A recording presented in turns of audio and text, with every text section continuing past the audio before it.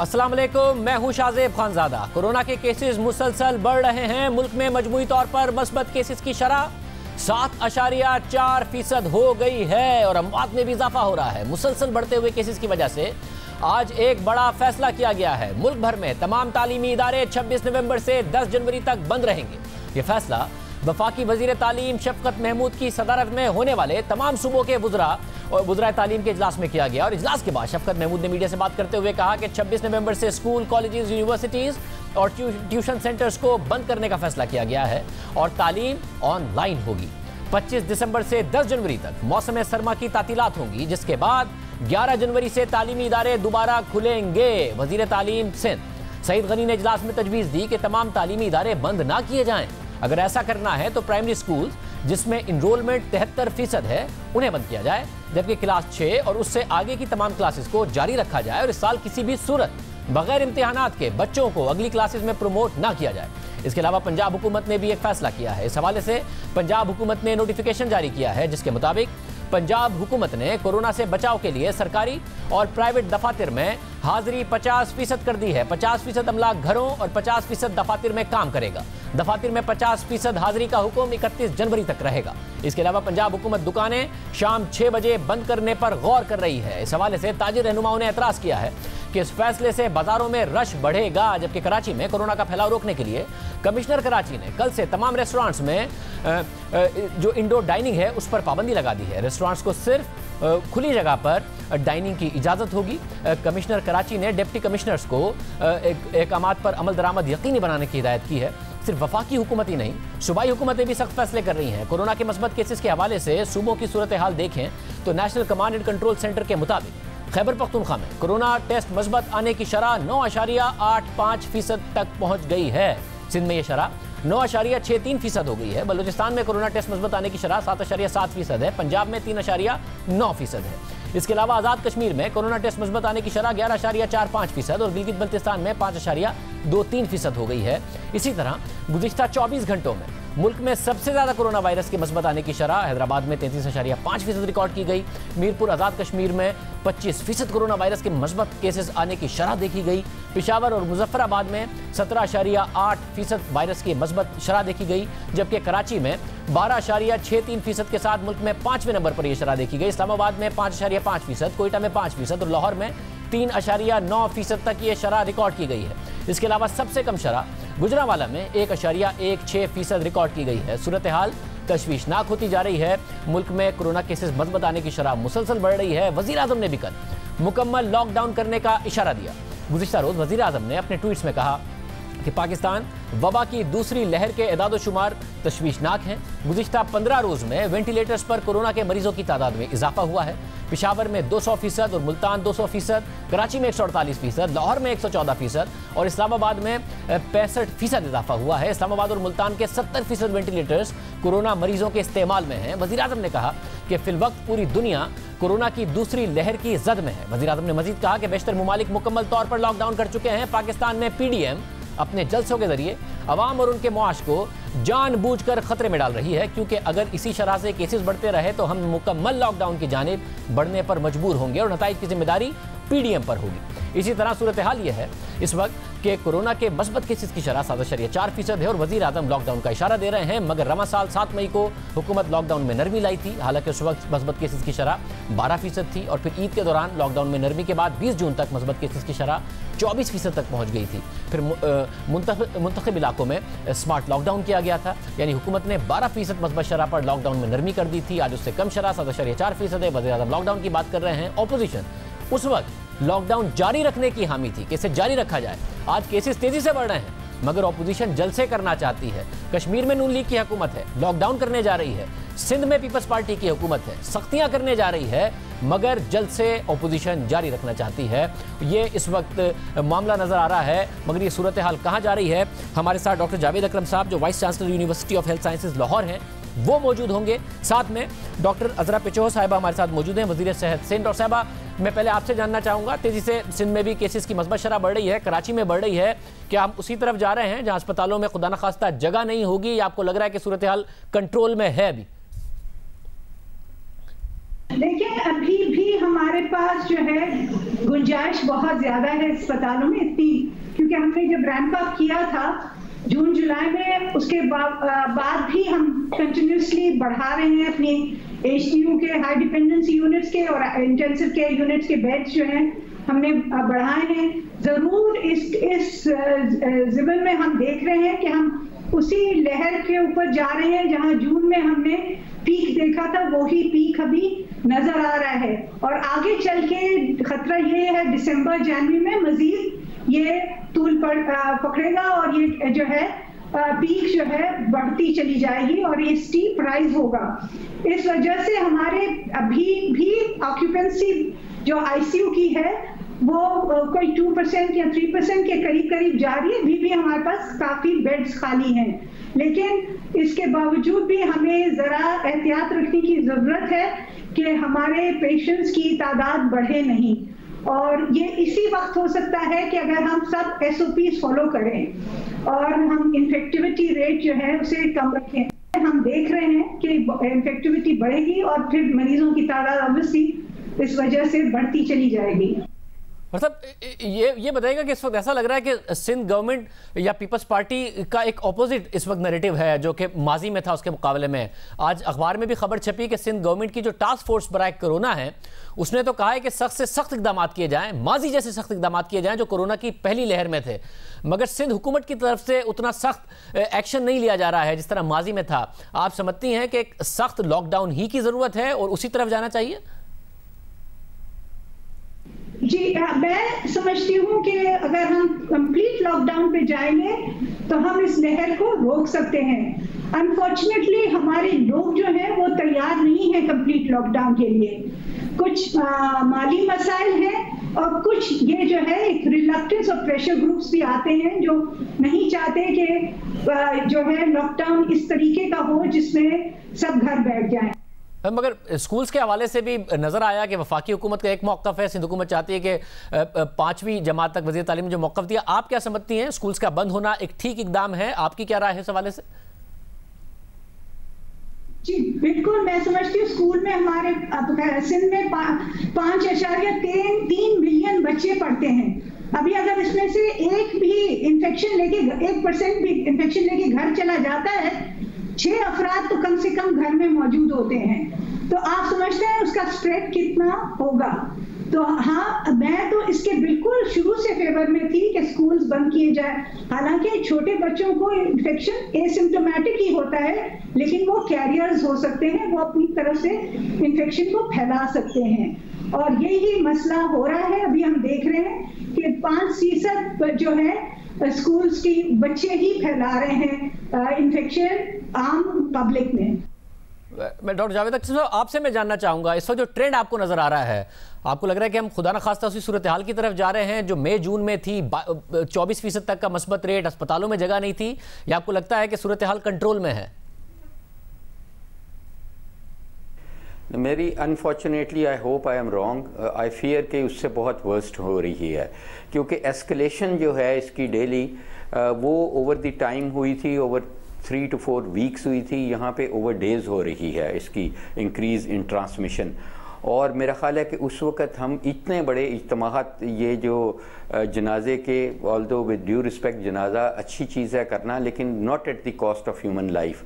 और जो इस तरह ये जो हो रहे हैं इस वक्त हमारे इज्तिमात, ये जो जलसे जुलूस और पॉलिटिकल जो इस वक्त एस्केलेशन है, पॉलिटिकल पॉइंट स्कोरिंग है, ये बहुत बढ़ चुकी है। और मैं समझता हूँ कि ये कोई हेल्प नहीं कर रही सिचुएशन को, it is making it worse.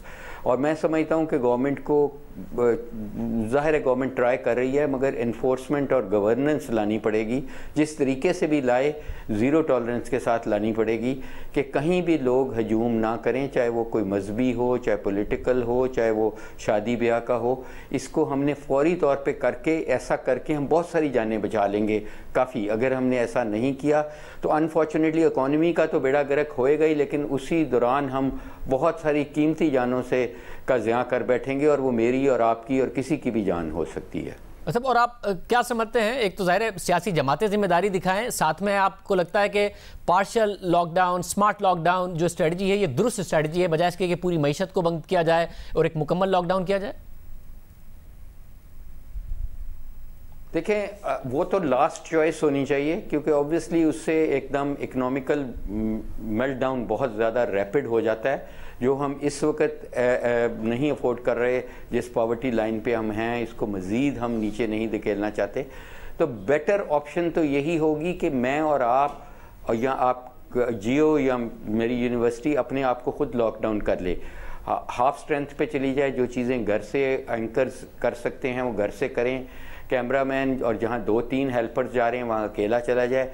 तो ये तो सिंपल सी चीज़ें हैं जो अपनी लाइफ में ले आएँ, और आई एम श्योर कि इससे हमारा 80% मसला हल हो जाएगा। हमें शऊर की ज़रूरत है। देखिए, नेसेसरी, मैं एक हॉस्पिटल में बैठा हूँ तो हॉस्पिटल में तो ज़ाहिर है मैंने मरीज़ देखने ही हैं। ये चीज़ तो ज़्यादा इंपॉर्टेंट है दैन पॉलिटिकल एक्टिविटी।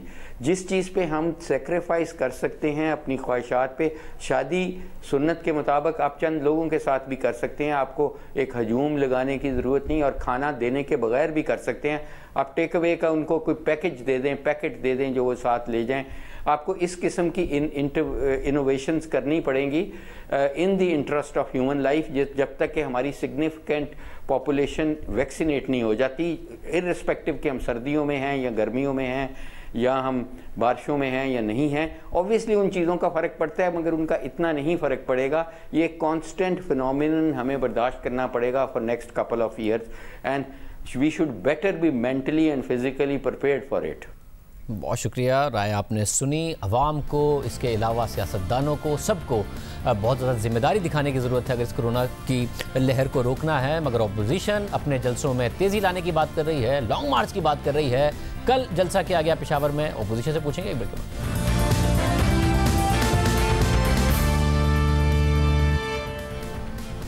हुकूमत की तमाम वार्निंग्स के बावजूद अपोजिशन इत्तेहाद ने पेशावर में जलसा किया, जिसमें कोरोना SOPs की खिलाफ वर्जियां खुलकर सामने आईं। और अब PDM अपना अगला जलसा 7 रोज बाद यानी पीर को मुल्तान में कर रही है, और फिर 13 दिसंबर को लाहौर में जलसा होगा। मगर पंजाब हुकूमत ने इन दोनों जलसों की इजाजत न देने का फैसला किया है, जिसकी वजह कोरोना केसेस की बढ़ती हुई शिद्दत को करार दिया गया है। साथ ही बगैर इजाजत जलसों की सूरत में कानूनी कार्रवाई का भी फैसला किया गया है। दूसरी जानिब ऑपोजिशन ने गुज़िश्ता रोज एक बार फिर दावा किया कि हुकूमत के जाने का वक्त आ गया है और जनवरी इस हुकूमत का आखिरी महीना है। ऑपोजिशन हुकूमत को घर भेजने की बातें तो कर रही है, मगर PDM जमातों की अपनी हिकमत अमली में इख्तिलाफ नजर आ रहा है। गुज़िश्ता रोज द न्यूज़ में एडिटर इन्वेस्टिगेशन अंसार अब्बासी की खबर शाया हुई, जिसके मुताबिक पंजाब और मरकज में ऑपोजिशन जमातों का वजीर आजम या वजीर आला पंजाब के खिलाफ तहरीक अदम एतमाद लाने का कोई इम्कान नहीं है। खबर के मुताबिक PDM के एक सीनियर रहनुमा ने बताया कि साबिक सदर आसिफ अली जरदारी तहरीक अदम एतमाद की हिकमत अमली पर जोर दे रहे हैं, मगर PDM के दूसरे रहनुमा तहरीक अदम एतमाद लाने में हिचकिचाहट का मुजाहरा कर रहे हैं, क्योंकि वो समझते हैं कि ऐसा कोई कदम बाअसर कुव्वतों की मदद के बगैर कामयाब नहीं हो सकता। साथ ही तहरीक अदम एतमाद की नाकामी की सूरत में PDM कमजोर हो जाएगी और तहरीक इंसाफ की इत्तेहादी हुकूमत और मजबूत हो जाएगी। अगर इस्टेब्लिशमेंट ऐसे किसी सियासी इकदाम के दौरान गैर जानिबदार भी रहती है, तब भी हुकूमत के लिए हमेशा से ही तहरीक अदम एतमाद को नाकाम बनाना आसान रहा है, क्योंकि हुकूमत अपोजिशन के अराकीन की ऐवान में हाजिरी को रोकने के लिए अपना असर व सूख का इस्तेमाल करती है। खबर के मुताबिक PDM के गुज़िश्ता सरबराही इजलास में तहरीक अदम एतमाद की तजवीज़ साबिक सदर आसिफ अली जरदारी की जानिब से पेश की गई थी, मगर नून लीग और JUIF ने उसकी मुखालफत की। अपोजिशन की आइंदा की तहरीक और हिकमत अमली पर बात करेंगे। नून लीग के रहनुमा हसन इकबाल और रहनुमा पीपल्स पार्टी कमरुज़्ज़मा कायरा साहब हमारे साथ मौजूद हैं। कायरा साहब, पहले मैं आपसे जानना चाहूँगा, क्या पीपल्स पार्टी को पता है कि उनके पास सिंध हुकूमत है, इलेक्शन दोबारा भी हो जाएं तो ज़्यादा से ज़्यादा वो सिंध हुकूमत ले लेंगे? नून लीग को लगता है कि अगर इलेक्शन दोबारा होते हैं तो वो पंजाब जीत सकते हैं, वो मरकज़ में हुकूमत बना सकते हैं, इसलिए वो बात कर रहे हैं कि जी नए इलेक्शन हो। आप बात कर रहे हैं कि इन हाउस तब्दीली हो, क्योंकि नए इलेक्शन के नतीजे में आपको नहीं लगता कि सिंध हुकूमत से ज़्यादा आप कुछ हासिल कर सकते हैं? नहीं, ऐसा नहीं है कि शाहजेब साहब, अगर हम इस गवर्नमेंट को गिरा के हम पाकिस्तान के अंदर सियासी इदारों के अंदर मदाखलत का अमल बंद करके हम इस्टेब्लिशमेंट को उसके अपने रोल तक जो आईनी है उसको डिफाइन करा के अगर हम इलेक्शन में जाते हैं तो यकीनन ये एक बहुत बड़ी विक्ट्री होगी और पीपल्स पार्टी के लिए इससे गेन होगा। बट सवाल ये है कि गेन और लॉस तो बात का इशू है। इस वक्त हमें करना क्या चाहिए?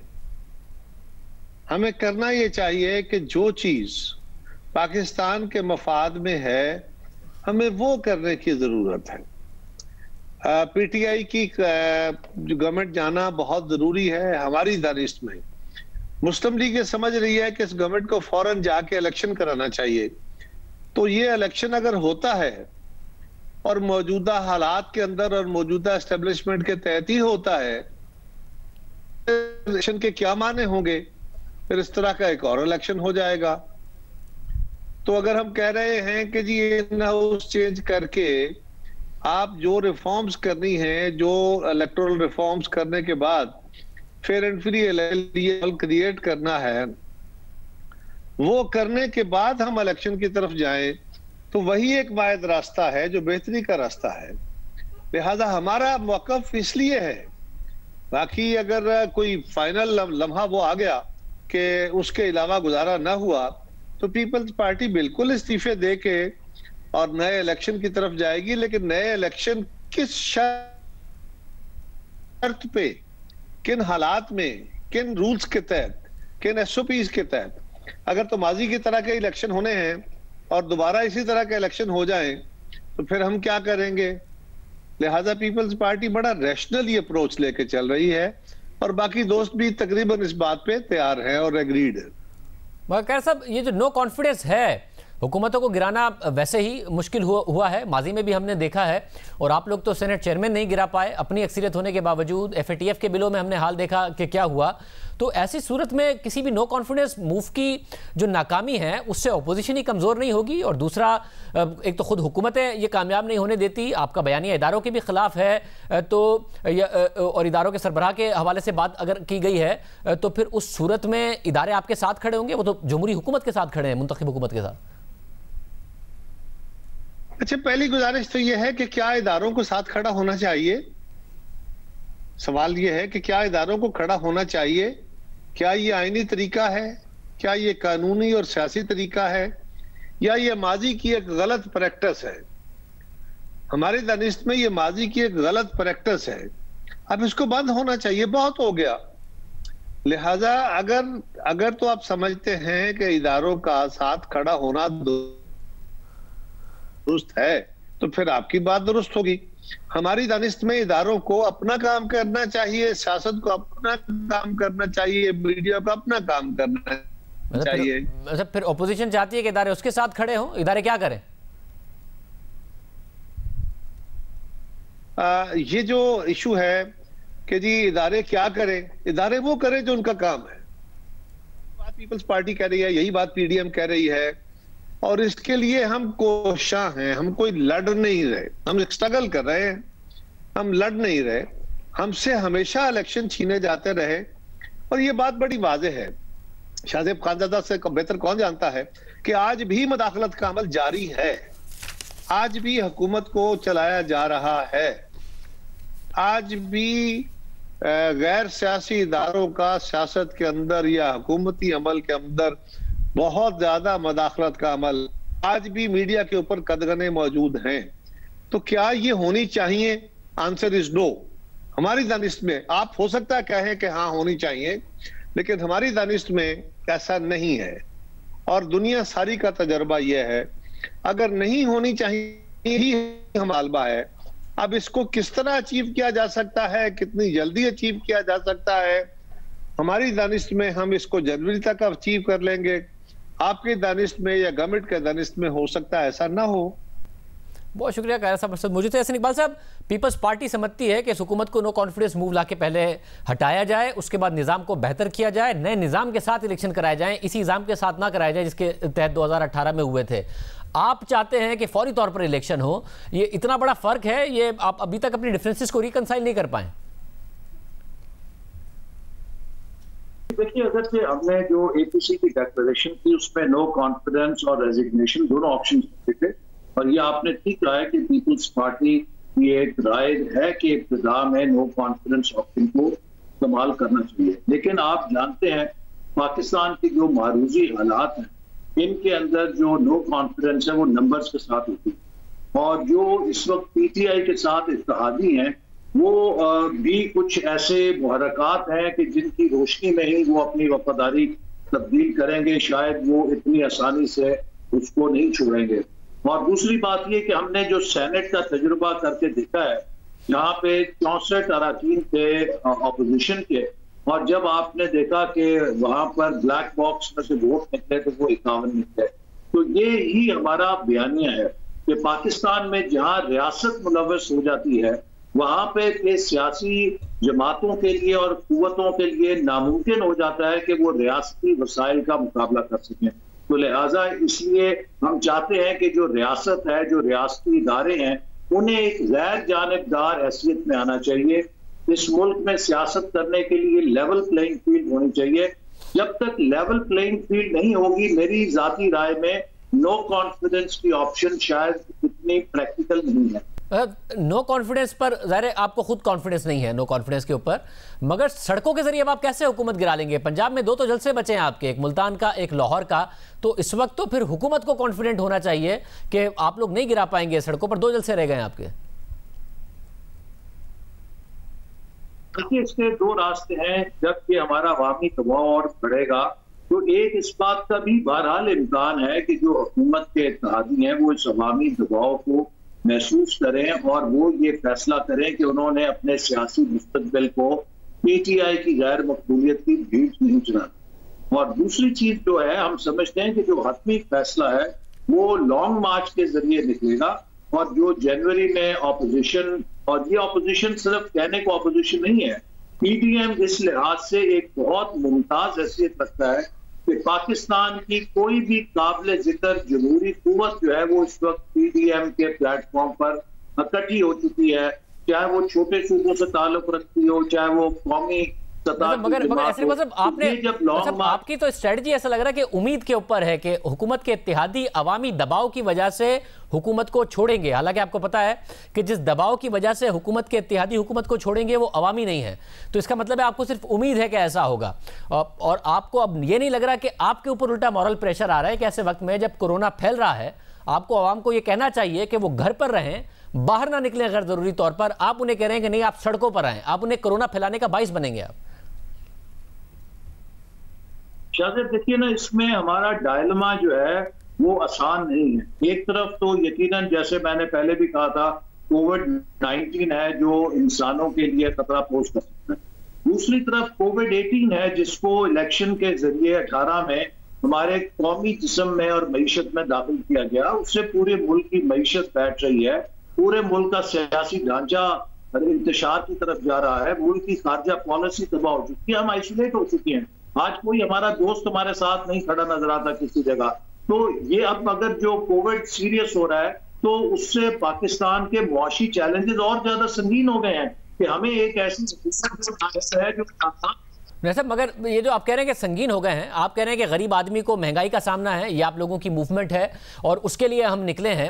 अगर आपकी मूवमेंट की वजह से, बाहर निकलने की वजह से कोरोना मजीद फैलता है, गरीब आदमी मजीद बीमार होता है, अस्पताल में जाने कर उसको खर्च उठाने के पैसे नहीं होंगे, नौकरी पे वो जा नहीं पाएगा, इकोनॉमी अगर बंद हो जाती है, तो ये सारी की सारी गुर्बत में इजाफे की जिम्मेदारी फिर ऑपोजिशन पर होगी। ये जो कोरोना का ऑपोजिशन के जलसों पे जोर है, ये हुकूमत का एक सियासी बयानिया है। अभी 2-3 रोज पहले तक गिलगित में हुकूमत के वुज़रा खुद जलसे कर रहे, और फिर आपने ये भी देखा है कि हुकूमत तो कहती है कि 2-4 हज़ार ही जाते हैं लोग इनके जलसों में। तो 2-4 हज़ार तो किसी दिन सुबह को सब्जी मंडी में भी होते हैं, फलों की मंडी में भी होते हैं, मुल्क के चप्पे चप्पे के ऊपर इस तरह के इज्तिमा तो मुख्तलिफ जगहों पर हो रहे होते हैं। तो फिर इनको क्या खतरा है? जब अगर आप ऑपोजिशन के जलसे को 1-2 घंटे की एक्टिविटी को जो इस वक्त मुल्क के अंदर दीगर एक्टिविटीज चल रही हैं उस फंक्शनैलिटी में देखें, तो ये तो एक बहुत माइक्रो इवेंट है जो ओपन स्पेस के अंदर होता है। और हम लोगों को इस बारे में एहसास दिला रहे हैं कि जो भी आए वो मास्क लेकर आए, SOPs का ख्याल रखें। ऐसे मतलब ये आपने पिशावर जलसे से पहले भी कहा था, पिशावर में कोई SOPs का ख्याल नहीं रखा गया, लोगों ने कोई मास्क नहीं पहने हुए थे, ये आपने खुद ने भी देखा है। वहां पर उनको किए गए हैं, ये पर्सनल चॉइसेस हैं लोगों की। जैसे आप देखते हैं कि बाजारों के अंदर भी लोग जाते हैं और वहां पर हर कोई आपको मास्क पहने नजर नहीं आता। ये तो पर्सनल चॉइसेस है, लेकिन हमारी लीडरशिप और हम लोगों को बार बार इस बात की ताकीद भी करते हैं। तो लेकिन जैसे मैंने आपसे पहले कहा कि अगर आप इस वक्त मुल्क का निजाम देखें, जो कारोबार है, मार्केट्स हैं, बाजार हैं, बैंक्स हैं, जिनके अंदर सुबह शाम कारोबार होता है, वहां पर जो लोगों की इज्तिमा है उनके मुकाबले में ये एक ओपन स्पेस के अंदर 2 घंटे की एक्टिविटी एक बहुत माइक्रो इवेंट है, लेकिन इसकी मुल्क के मुस्तकबिल के हवाले से बहुत ज्यादा अहमियत है, क्योंकि हम समझते हैं कि अगर ये हुकूमत बदस्तूर बैठी रही तो जो पाकिस्तान को चैलेंजेस लाक हो रहे हैं कोरोना के साथ, हमारी मईशत जितनी तबाह हो चुकी है, ये जो टेस्टेड और आजमाए हुए नाकाम नालायक हुक्मरान है, इनके हाथ में मजीद अगर भाग दौड़ रही तो मुल्क के लिए बहुत संगीन खतरात हो जाएंगे। और मैं ये बात कह चुका हूं पहले कि खुदा ना खास्ता ये ना हो कि बैनुल अक़वामी लॉबीज जो है वो फिर हमारे ऊपर स्ट्रेटेजिक कंडीशनैलिटीज लेकर आए कि अच्छा हम आपको बेल आउट पैकेज देंगे लेकिन आप फला प्रोग्राम बंद करें पहले। बहुत शुक्रिया सिंह साहब हमारे साथ मौजूद थे। खित्ते में अहम डेवलपमेंट हुई उस पर बात करेंगे एक ब्रेक के बाद।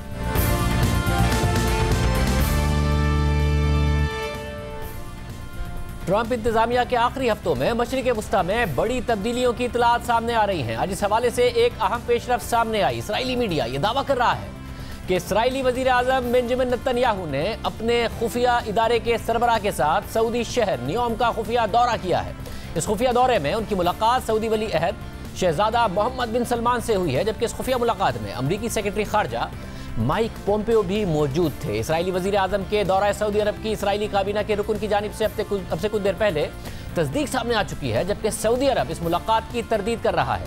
सऊदी वज़ीर खारजा फैसल बिन फरहान का अपने ट्विटर पैगाम में कहना है कि मैंने माइक पोम्पियो के दौरे के दौरान वली अहद शहजादा मोहम्मद बिन सलमान और इसराइली हुक्काम के दरमियान मुलाकात की खबरें देखी हैं। ऐसी कोई मुलाकात नहीं हुई। मुलाकात में सिर्फ अमरीकी और सऊदी हुक्काम मौजूद थे। सऊदी हुकूमत ने इसकी तरदीद कर दी है, मगर इसराइली अखबार दी हैरिट्स में यह दावा किया गया है कि फ्लाई निगरानी करने वाले डेटा से मालूम होता है कि इतवार की शाम एक प्राइवेट तैयारे ने इसराइली शहर तेल अवीव से सऊदी शहर नियोम का मुख्तसर दौरा किया, जहां माइक पोम्पियो और मोहम्मद बिन सलमान की मुलाकात शेड्यूल्ड थी। खबर के मुताबिक ये वही तैयारा है जो वजीर आजम नेतन्याहू इससे पहले कई बार रूसी सदर से मुलाकात के लिए इस्तेमाल कर चुके हैं। खबर के मुताबिक इस खुफिया मुलाकात के बारे में इसराइली नायब वजीर आजम, वजीर दिफा और वजीर खारजा को भी मालूम नहीं था। अहम बात यह है कि यह खुफिया मुलाकात उस वक्त सामने आई है जब सऊदी वली अहद और अमरीकी सेक्रेटरी खारजा की मुलाकात पहले से शेड्यूल्ड थी।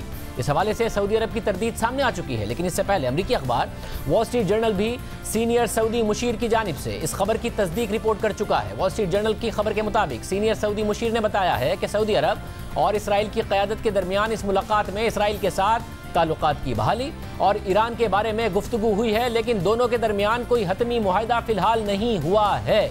सऊदी अरब और इसराइल के दरमियान इस मुलाकात के हवाले से अमेरिका का कोई बयान, तरदीद या तस्दीक अब तक सामने नहीं आई है, जबकि इस मुलाकात के बाद अमेरिकी मीडिया ये दावा कर रहा है कि सऊदी अरब खित्ते में दीगर अरब ममालिक, मुत्तहिदा अरब अमारात और बहरीन की तरह इसराइल को तस्लीम करते हुए उसके साथ ताल्लुकात बहाल करने जा रहा है। इस मुलाकात को बहुत अहम करार दिया जा रहा है क्योंकि सऊदी अरब और इसराइल के दरमियान तनाज़ा 7 दहाइयों पुराना है। अरब ममालिक और इसराइल के दरमियान अब तक 3 जंगें भी हो चुकी हैं। सऊदी शाह सलमान का ये मौक़िफ़ रहा है कि सऊदी अरब तब तक इसराइल को तस्लीम नहीं करेगा जब तक फ़लस्तीन की आवाम को उनके हुकूक नहीं मिल जाते। मगर शहजादा मोहम्मद बिन सलमान के वली अहद नामजद होने के बाद से सऊदी अरब में जहां दीगर पॉलिसियों में तब्दीली सामने आई है, वहीं मोहम्मद बिन सलमान के बारे में ये कहा जाने लगा कि वो इसराइल के साथ बराह रास्त ताल्लुकात बहाल करने के हामी हैं। इस हवाले से उनका दी अटलांटिक में एक इंटरव्यू भी सामने आया था और वो अप्रैल 2018 में दिए गए इंटरव्यू में सऊदी वली अहद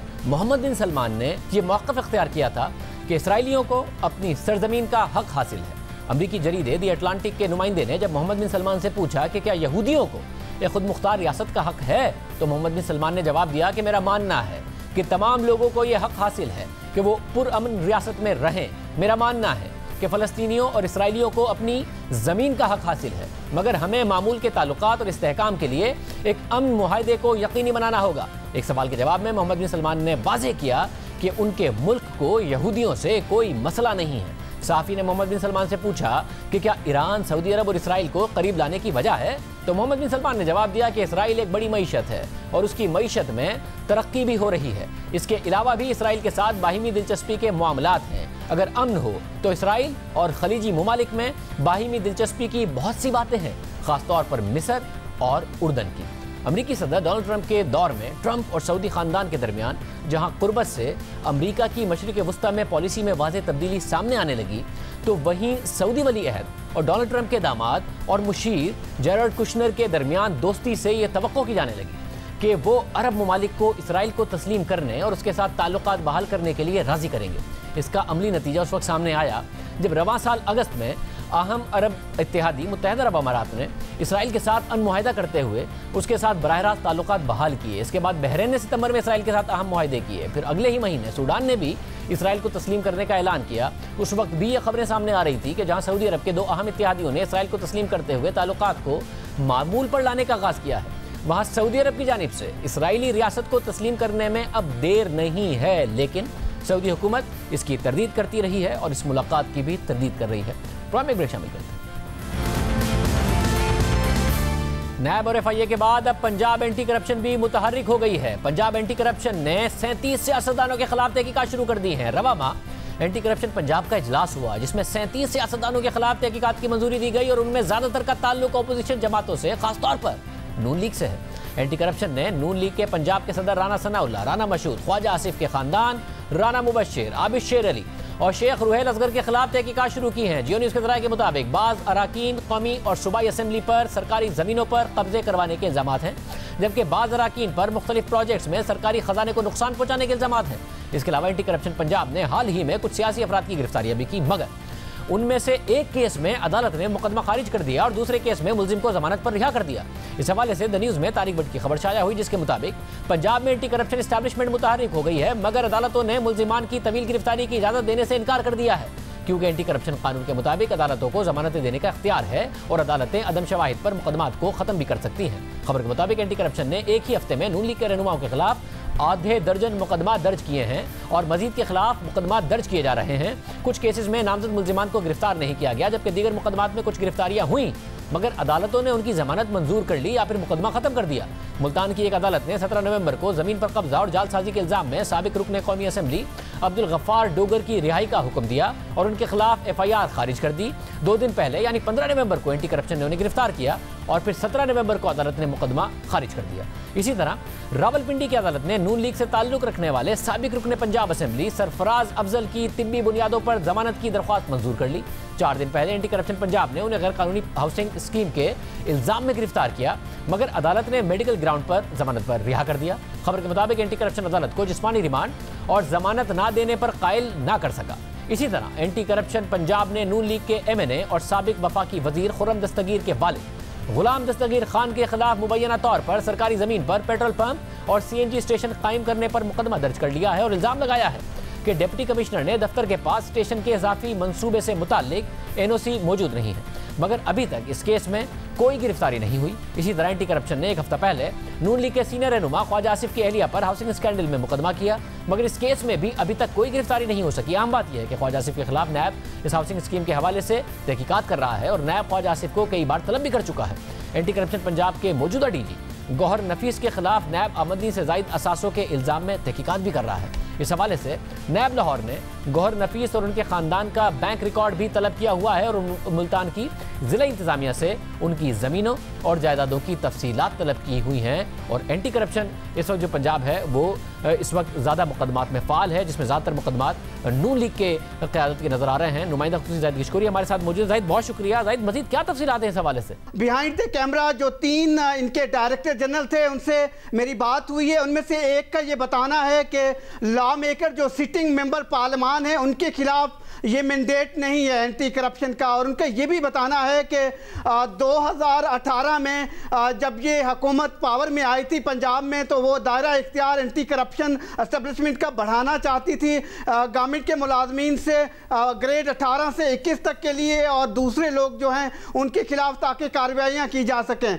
तो उस वक्त एंटी करप्शन के जो डायरेक्टर जनरल थे वो सुप्रीम कोर्ट ऑफ पाकिस्तान में आए थे। उन्होंने सुप्रीम कोर्ट को ये दरख्वास्त की थी कि वो दायरा इख्तियार एंटी करप्शन का बढ़ाना चाहते हैं, लेकिन सुप्रीम कोर्ट ऑफ पाकिस्तान ने सिर्फ और सिर्फ गवर्नमेंट के जो मुलाजमीन हैं ग्रेड 21 तक की इनको उनके रूल्स कुछ सस्पेंड करके इजाज़त दे दी थी।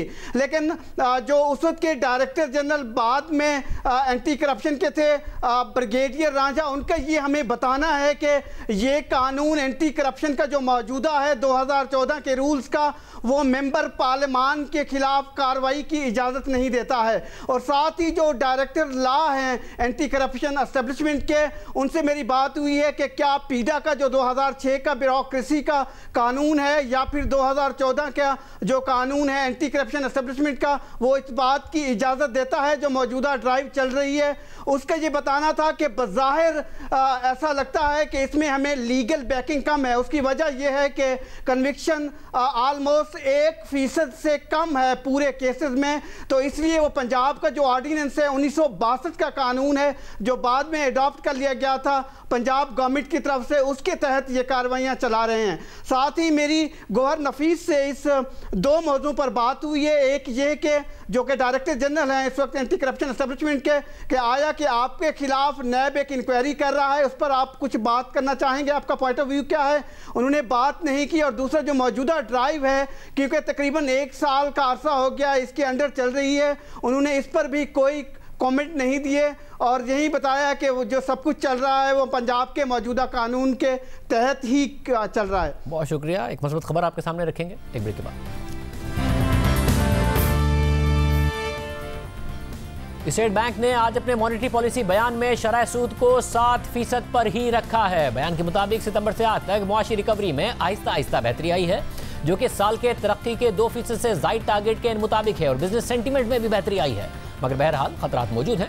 पाकिस्तान और दीगर ममालिक में कोरोना केसेस में हालिया इजाफा बड़ा खतरा है, मगर वैक्सीन की खबर एक हौसला अफजा बात है जिसकी दुनिया भर में फराहमी में वक्त जरूर लग सकता है। महंगाई में खाने पीने की चीज़ों की वजह से इजाफा हो रहा है, मगर सप्लाई साइड पर प्रेशर्स मुमकिना तौर पर आर्जी हैं और तवक्को है कि महंगाई 7 से 9% के टारगेट के दरमियान ही रहेगी। अहम खबर है कि स्टेट बैंक महंगाई को कंट्रोल होते हुए देख रहा है। याद दीजिए। अल्लाह।